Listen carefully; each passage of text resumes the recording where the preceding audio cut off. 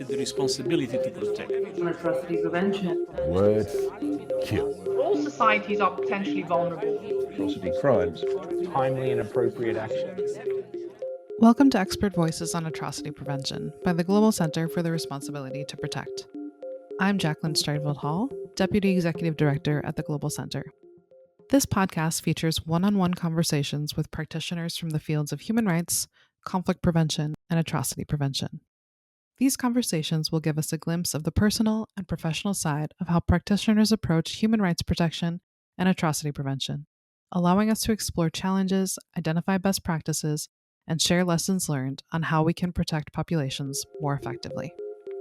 Today I'm speaking with Eric Tistounet, founder of the Lake Room Initiative, a platform for building bridges between ambassadors at the Human Rights Council. Eric previously served as chief of the Human Rights Branch at the Office of the High Commissioner for Human Rights in Geneva. Thank you for joining us today, Eric. Thank you very much, Jackie. It's a pleasure for me to be with you all. Eric, you've spent decades working closely with the UN human rights system, including before the creation of the HRC in 2006. When the HRC was established, what problem was it meant to solve, and what were states hoping it would do differently from its predecessor? Well, it was established in 2006, as you know. There were many reasons why actually this former Commission on Human Rights had to be abolished. There was a question of time. It was in the early 2000s when there was already a crisis with the UN coming from the other side of the ocean. There were many different issues after Durban, after 2001. But for me, the main reasons were why this Commission on Human Rights had to be abolished were twofold. The first one more procedural than the second one. The first one was mostly because it was a very rigid body. The Commission on Human Rights was a very typical United Nations body, very formal, and changing anything was almost impossible. It would take ages for the Commission on Human Rights just to adjust its speaking time limits, for instance, which is a very trivial matter. And not to mention anything of substance concerning, special rapporteurs or dealing with human rights, which is the core of the work of this body. So a very, very opaque, complex to decipher, and rigid body, which was doing good work, but certainly had reached its limit. The second one, which I studied recently when I published my book, I think to do with the way it tackled massive human rights violations. If you look, and that's very important for me, if you look into the 90s, which were considered as the glorious years for the United Nations, with Southern Africa, which was freed from apartheid, with many different breakthroughs, the decolonization process in the Southern Africa with independence of Namibia and so on. Well, there were unfortunately massive human rights violations and genocide, Rwanda or former Yugoslavia. And if you study Rwanda, what is appalling for the Commission on Human Rights and for the rest of the UN is that it actually didn't do much. And that's a euphemism to say it didn't do anything in relation to the Rwanda genocide. And that was the same with many other situations of massive human rights violations. So I think that when we got to the middle of the 2000, the first decade, when there was a thinking about the role of the UN, when there was a thinking about the Security Council, and eventually this reform didn't fly, then of course everyone turns the eyes to the Human Rights Commission. And that's why the commission was eventually abolished, and there was a try with a great group of friends, moderate country, what nowadays maybe the Prime Minister of Canada would call the middle powers.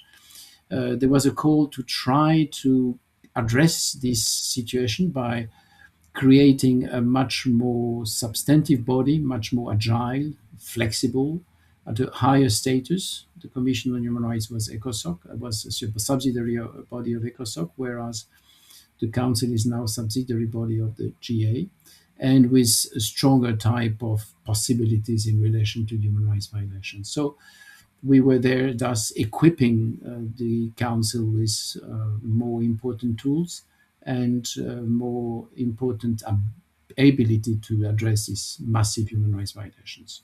That, I believe, are the main reasons why the commission was eventually abolished, replaced by the council. In terms of these massive human rights violations, where do you think the council has genuinely made a difference over the past 2 decades? Are there specific events or circumstances that have shaped your view of the role of the human rights system in addressing atrocity crimes? It is very much linked to what I just said in terms of addressing the situation with agility, with flexibility, and the possibility to look into all sorts of human rights crises. What I usually say is that there is not a single human rights crisis which is not considered in a manner or another by the Human Rights Council. If you look into the Commission, just to make a comparison, the Commission was created just at the start of the UN and was abolished in 2005. In all this year, the Commission managed to organize five special sessions, and remember that the Commission was meeting only 6 weeks per year. So it was only in 5 occasions that the Commission managed to organize a special session in between the yearly session in March, February, March. The Council has been established 20 years ago. Now we are commemorating the 20th anniversary, and it has already organized 39 special sessions. There was a year immediately after COVID where it organized 5 special sessions during one specific year. And these special sessions, which initially were conceived as dealing with all type and sets of issues, have eventually gone into country-specific situation mostly, with few exceptions, only 2 or 3.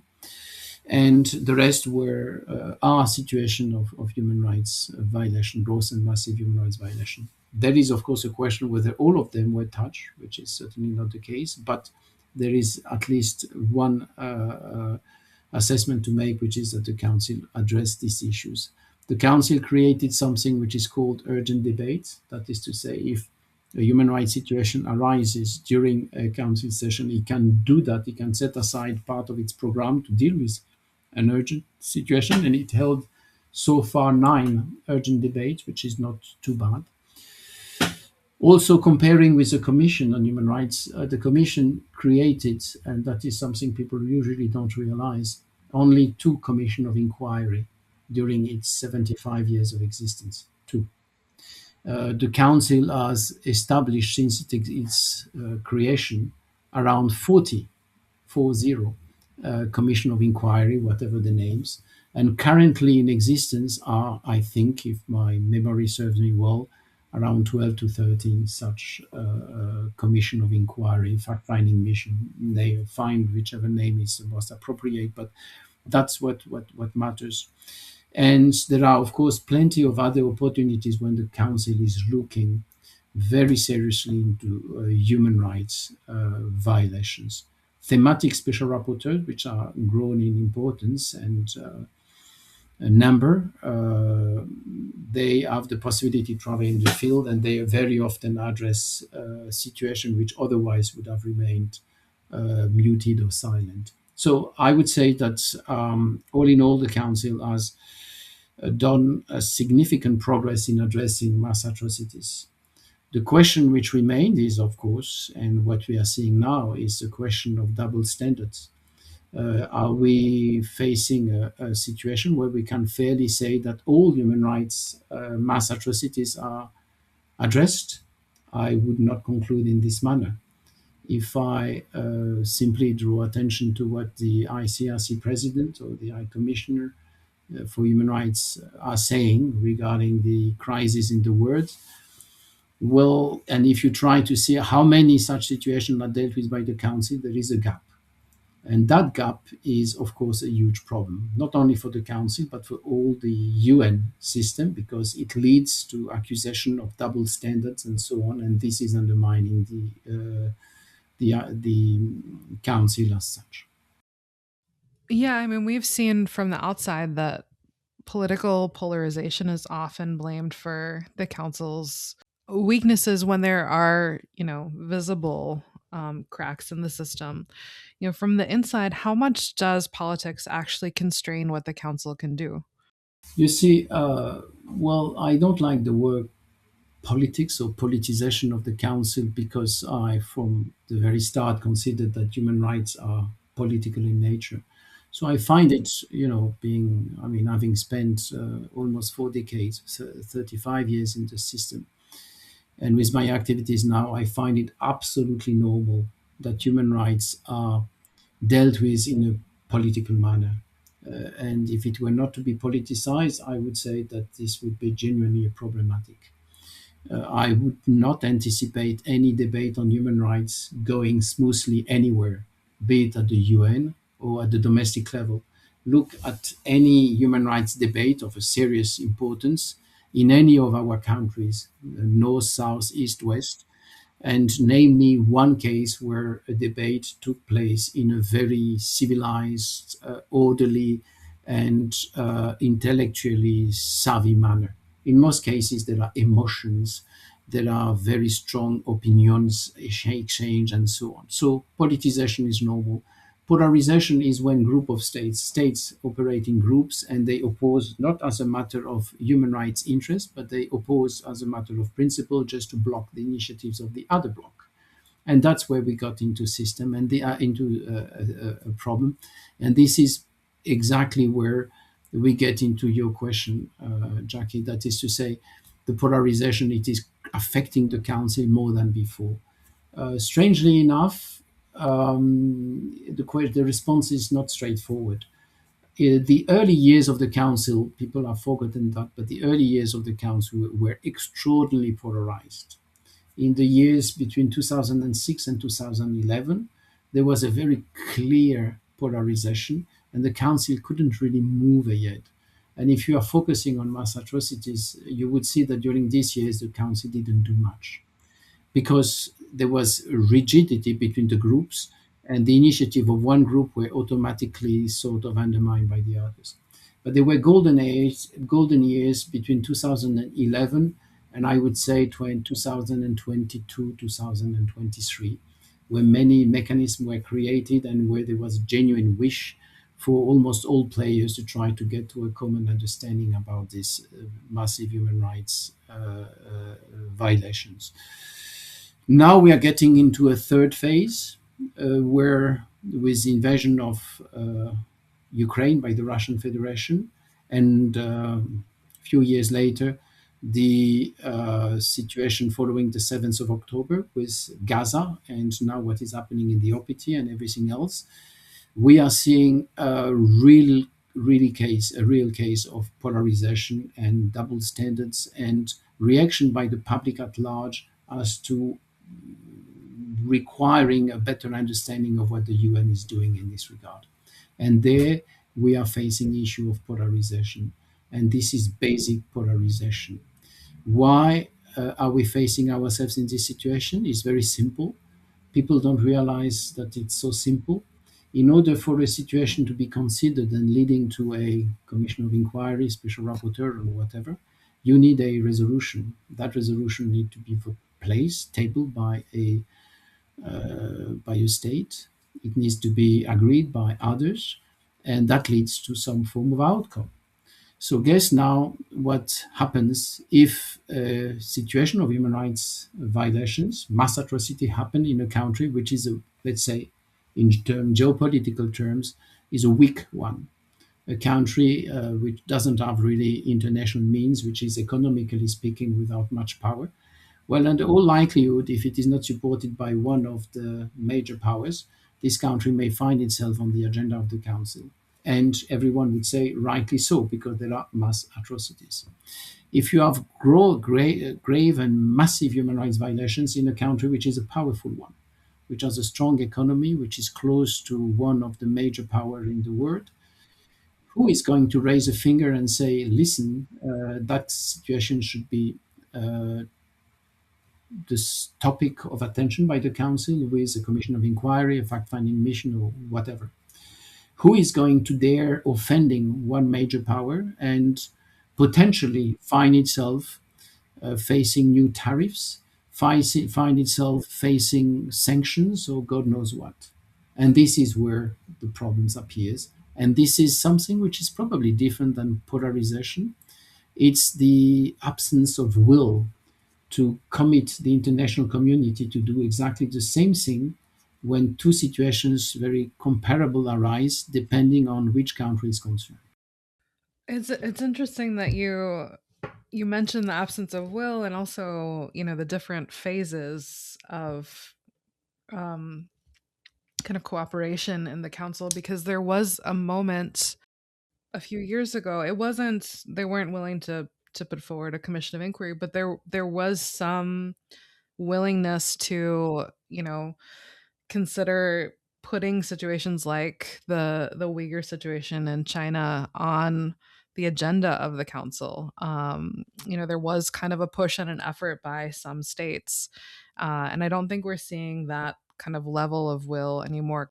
The High Commissioner put out a report on China that said some really critical things. States wanted to debate the report, and then there was momentum in that moment, and then it kind of dwindled, which is interesting to see how that aligns with the different phases you've noted. I also want to pick up on, one of the interesting things about those different phases is that we have similar timelines in New York, but it's almost the opposite, that there was this very polarized period in the Security Council, that started roughly around that kind of 2011, maybe a little bit later, that you noted earlier. And during that time period, um, what we saw was very little coming out of the Security Council, and the Human Rights Council really rose as the place where you could get something accomplished on situations facing mass atrocities. Do you think that that kind of progress in the HRC was a direct result of the tensions in New York, or was there more going on that really contributed to the HRC being particularly effective in that time period? Well, you're right in pointing it in that way, Jackie. I would say there is another word which you should pronounce is COVID. During COVID, the UN bodies, especially New York, suddenly became muted. They didn't do much. They did absolutely nothing. They were not in a situation to address anything. And in most cases, they only met when it was really extraordinarily urgent and it was very painful for them to address any type of human rights violations, any type of situations, including human rights violations. The council had its own way to deal with the matter. It created, I'm not getting into details, but it created and used tools which enabled it to actually work normally during this period of time. Normally, meaning holding 3 sessions during the year, organizing several special sessions. And since there was almost no other UN bodies which were in a position to meet or do anything, then a lot of issues which should have been taken by other bodies came to Geneva, the Human Rights Council. It concerns mass atrocities, but it concerns so many other issues. Look at the work which has been done in terms of themes. Very often now we say the council has expended too much. Yes, it has expended too much, but this is also due to the fact that if you are a delegation, if you are an NGO, if you are simply the public at large, you need to turn to a place where someone will get your issues. If you're turning to a body which is becoming obsolete, as the Security Council is now, or if you're turning to a body which has become atrociously bureaucratic, as so many other UN bodies, then you prefer to get to the council where you raise your finger, you will be given the floor at one stage or the other, and you can make your statement addressing a specific violations, and you can turn to delegation and try to get your issues elevated to that of a resolution, and then later on to a tool or mechanism or whatever. So COVID helped in the sense that it was a savior. This is the word. These are the words of the Secretary General. The council saved the organization in 2020 and 2021 because it was the body which could deal with anything whereas the others were silent. But if you add to this what you are mentioning, the crisis of multilateralism and the obsolescence of some of the New York bodies, then the two together made the council, gave it a boost, and you have the council as it is now. I know you've mentioned the urgent debates and the special sessions in situations of mass atrocities or escalating violence. What can the HRC do, or what tools does it have that other UN bodies often don't have access to? Well, it can do a lot of things, but it is missing the last ones in terms of timeline. It can actually, as I mentioned, it can refer a matter to the council plenary in terms of an urgent debate or special sessions.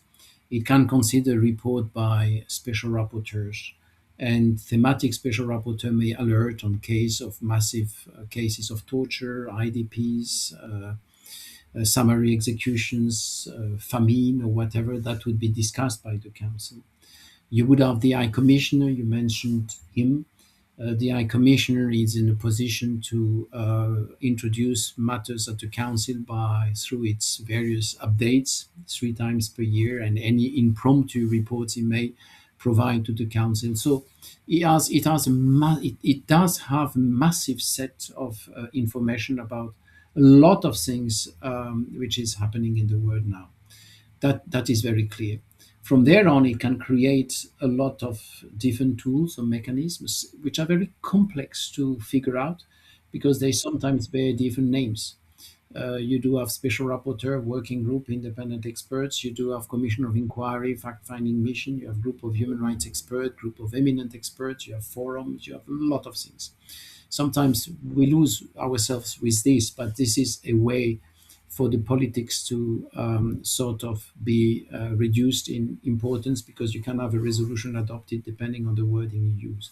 So all this gives the council a panoply, a toolbox, which is much more impressive than many others. And compared to other UN bodies, this body doesn't hesitate to vote. What we are seeing now is that there is a huge reluctance from many UN bodies to get to a vote. When there is a threat of a vote or a threat of an amendment, some of these organizations will devote weeks, if not months, to avoid such a possibility, because they want to show that there is consensus behind the issues.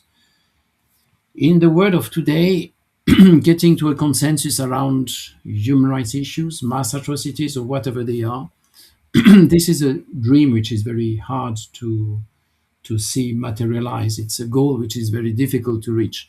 So the council is just voting. You do have 10 amendments, so be it. The council will automatically vote them and eventually dismiss them or agree with them. But you will be action, and that will go to the end, and there will be resolution and bodies established and mechanism established. I said earlier on that the problem is not at the beginning or in the middle, it's at the end. And the problems are basically twofold. The first one is, well, if you want to operate a commission of inquiry, or if you want to operate a special rapporteur or whatever, you need funding. And if you don't get that funding, you are in a dire strait. And you have the perfect example with the Commission of Inquiry on the DRC, on the Northeast DRC, Kivu. After a special session, that Commission of Inquiry was established in terms of setting up the 3 members of the COI. But unfortunately, the budget didn't go with it.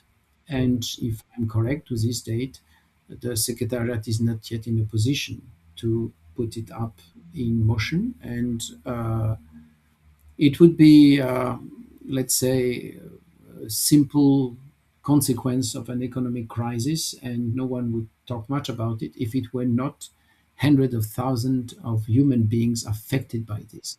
And that I find a huge problem, which sometimes the UN bureaucracy is not really always understanding, because it is facing so many problems, liquidity crisis, budgetary crisis, that it doesn't see it in this manner. The Council, being more closely related to human rights violations, can feel it more than the others.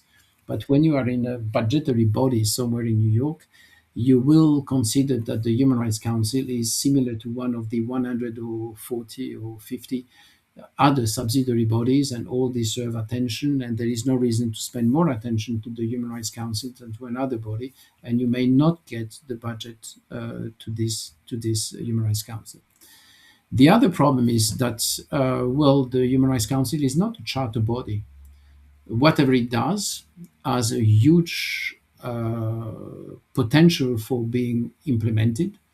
However, it still is not in the same category of action that the Security Council could take. The Security Council is not going to take any action on anything anytime soon. When the P3, the three main powers, will not agree on anything, don't expect them to suddenly rush to the Human Rights Council recourse and say, okay, we are here to help and this is what we could do. It's absolutely not going to happen that way, and probably the opposite will happen. They may eventually discuss issues really which have human rights connotations, but they will not invite the High Commissioner, or rarely so.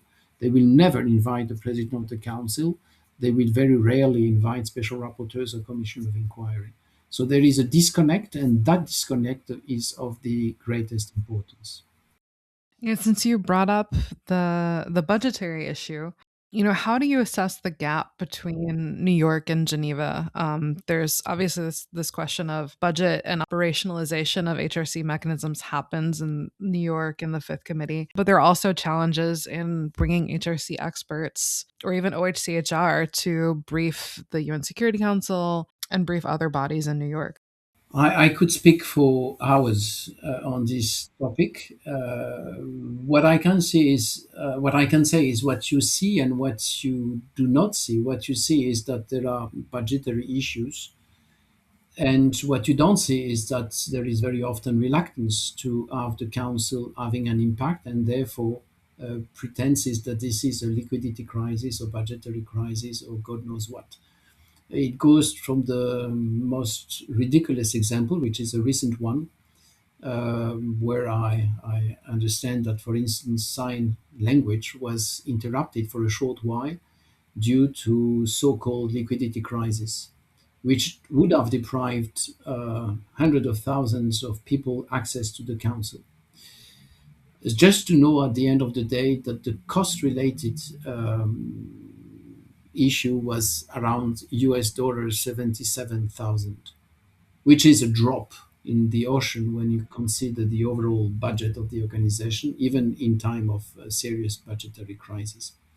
So what I mean by this is not related to mass atrocity, but what I mean by this is that sometimes you use the budgetary crisis and the liquidity crisis as sort of keywords to avoid the organization doing stuff.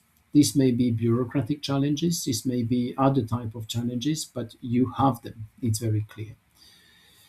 Then you have the political elements, political issues, which are connected to that. It's very hard, I suppose, for some. Well, nowadays it's less hard than before, unfortunately, but in the past it would have been very difficult to say and oppose directly the Human Rights Council to do things in terms of protecting human rights, because these keywords are the very strong importance. Now that you have one of the major, if not the major, global predominant power doing stuff which is clearly assuming the fact that it's in violation of human rights and not really giving a damn, if I can use this word about it, and claiming it in a powerful and public manner, well, there is much less of a reluctance to hide human rights objection behind the nice curtain of budgetary crisis. But you still have this for many other countries. So the budgetary crisis, the issues of the Fifth Committee or the General Assembly are very often used actually to try to reduce the potential reactions by UN human rights bodies. And let's be very frank, when you are in a world in 2026 where you read any newspaper and you see that billions of dollars are invested in so many different categories of things, from the most mundane to the most trivial ones, and especially when it concerns defense, oil, or whatever. And you see the very little which is asked for coping with human rights violation. It's really a shame for our civilization, our society. So that's two of the elements I wanted to raise. The third one is obviously that it's very clear, very clear that you are not going to see anytime soon the Security Council asking the Human Rights Council to get there to brief and to present its position. What I do remember, which is an anecdote, but it's very, I mean, you can find it in the records, is when in, I would say, 2019, the then president of the council, Human Rights Council, just managed to get to visit New York and organize and be invited to a breakfast, informal breakfast, organized by the monthly president of the Security Council. It was a nice one where everyone attended. It worked quite well. It was never supposed to be a formal meeting or whatever. But as a courtesy, when he got back to Geneva, he sent a letter thanking the president of the council for having organized this breakfast. However, in the UN Kafkaesque word, when a letter is being sent and addressed to the president in exercise of the Security Council, even if this letter is a thank you letter, it becomes a public document. And by doing that, automatically, several members of the Security Council, including two permanent members, immediately reacting by savaging this, by saying that this was not a formal meeting, that it should never have happened, that there should be nothing like a formal link between the Security Council and the Human Rights Council, and they would object to any further breakfast and so on. This is something which is going counterintuitively to what us human being we do. You offer me a coffee, I like coffee, and I will say thank you. Well, in this world of ours, you offer me a coffee and I say nothing, and everyone will find it normal. I don't find it normal. Why is there such a resistance to bridging that gap between the two? And I know there's this very rigid emphasis on New York is for peace and security and Geneva's for human rights, and but the two impact one another. They do. And states know that. Of course, they know. I think it's almost philosophical. It gets not. I mean, it's not only states; it's also internal. Huh? I mean, we should also confess that the UN is working in silos. You will fight for it, but you will never overcome this. The fact is that any of the crises you will ever face and see and meet in the world, whatever it leads to, not necessarily mass atrocity, but serious problems internally in a country, it is under all likelihood linked to human rights violations. Under all likelihood. Nowadays, what you see in the Western hemispheres or the global north, whatever you call it, is a reshuffling of the budget allocations simply because there is a request by the global predominant power to have to move up the defense budget from 2 to 3 and then 3 to 5%. When you do that, of course, you have to take the money out of other departments. And the other departments are, of course, those dealing with social and economic and education and whatever else you do have to try to address the good of your societies. And when you do that, you create further social inequities, you create a vast array of economic, social, and cultural rights violations. This will lead to demonstrations, this will lead to violence, this will fuel racism, this will fuel reactions against minorities, and in terms, it may lead to violence of a high level and eventually leading to atrocities which may be of a massive scale. So, by admitting that there is a link between human rights and anything happening at the level of societies and that you have to cope with them, that means that instead of saying that the human rights pillar should be one of the 3 pillars, it actually should be the predominant pillar of the organization. Whereas now it is not a third pillar, it is uh, simply half a pillar, contrary to what is being said, with a tenth of the budget of the others. And therefore, in order to justify all this, you simply say that it's disconnected, it has nothing to do, and so on. And that's what you are seeing unfolding all the time. And it is supported by, massively supported by many. They don't say it in this manner, but they want a disconnect. They want a disconnect not to confess and admit that human rights and therefore everything else should be connected to economic, social, and cultural rights should be given its proper standing. And you have a reluctance to admit this, and we see it in everywhere.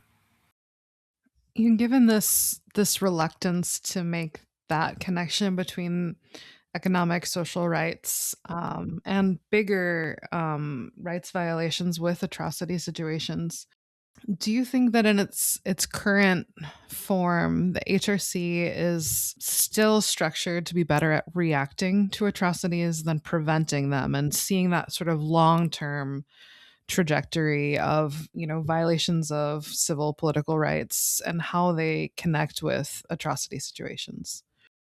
Prevention will always be very difficult because the council is not coping with all the existing crises. So, first of all, the council has to be able to cope with all the crises in the world. And that also lead us to say that all violations committed anywhere in the world should be addressed, including in the global north, which is not the case at the moment. And the fact that it is not the case at the moment leads to perception that there is, unfortunately, double standard. And when this is being, unfortunately, growing as a perception, eventually it gives us criticism. It leads to criticism that human rights are politicized in nature. What I mentioned should not be said, and that eventually it's the North against the South, and that's a very troubling topic and a very troubling set of conclusions. The prevention is what should be done. Of course, it should be done all the time. But how can it be done in the current circumstances when you do have statements anytime at the council of 1 minute and 30 seconds on any issue at stake?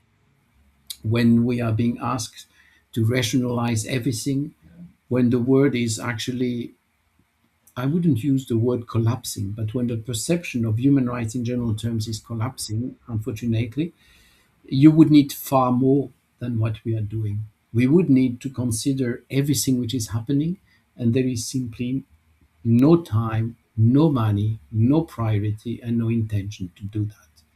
And this so-called discrepancy between, economic, social, and cultural rights on one side and civil and political rights on the other side, well, to my mind, this is one of the most profoundly ridiculous statements ever.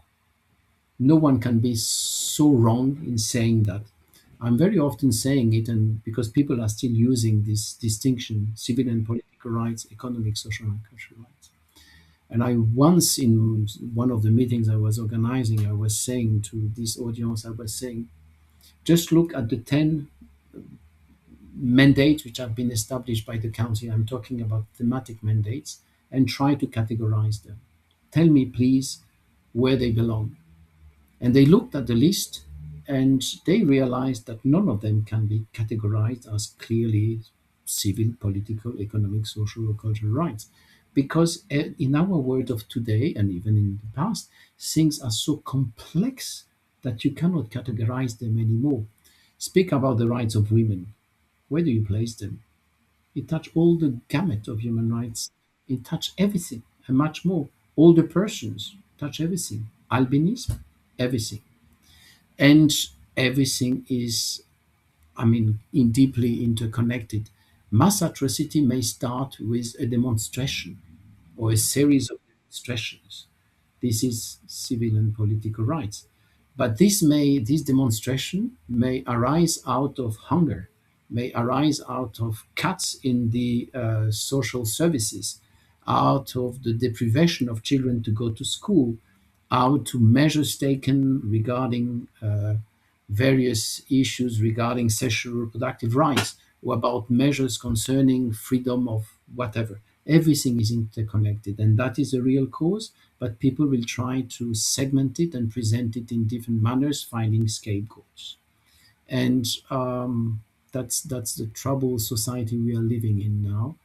And unfortunately, what it requires is a coalition of what the Canadian Prime Minister called middle power. I call them moderates, countries which are willing to do something about it and just call it a bluff and oppose the global predominant powers with S, and try to say, okay, let's try to work on this and try to ensure that mass atrocities are looked into, they are considered everywhere, anywhere, and that the causes of the atrocities are also addressed, including in the north. And no one can say in future there will be no mass atrocities in the north. When we see the decline and the speed at which our societies are declining in terms of acceptance of others, the measures which have been taken, which we are seeing on our TVs, provided these are still to be considered as objective media, but what we are seeing unfolding in front of our very eyes is very troubling. Absolutely, I agree with all of that, and your example just now of protests could lead to atrocities. Our last episode was on the situation in Venezuela, where it's such a multidimensional crisis. Where the initial attacks on populations started with protests, and the protests were in response to an economic crisis. And the economic crisis is still ongoing. Civil and political crisis is still ongoing. And it's resulted in widespread atrocities for over a decade. It's all so interconnected. It's exactly the case.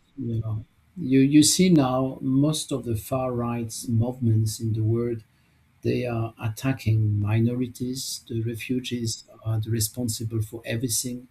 The foreigners are responsible for everything. Islamophobia is really rising up. We don't talk too much about it. We talk, and rightly so, about anti-Semitism, but Islamophobia, we don't talk about it enough. And all this is deeply interconnected.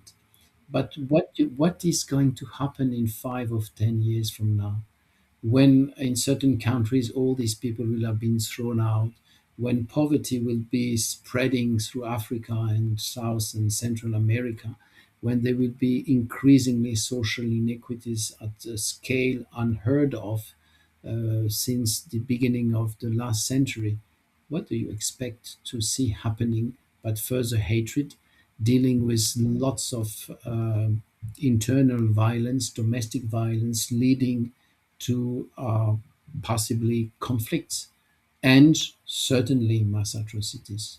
This is coming, and this is very sad to say, but this far right movement, this is what they are up to, and that's what they want actually, because they are much more clever than we think, and they know the world is complex. What we are talking about is extraordinarily complex.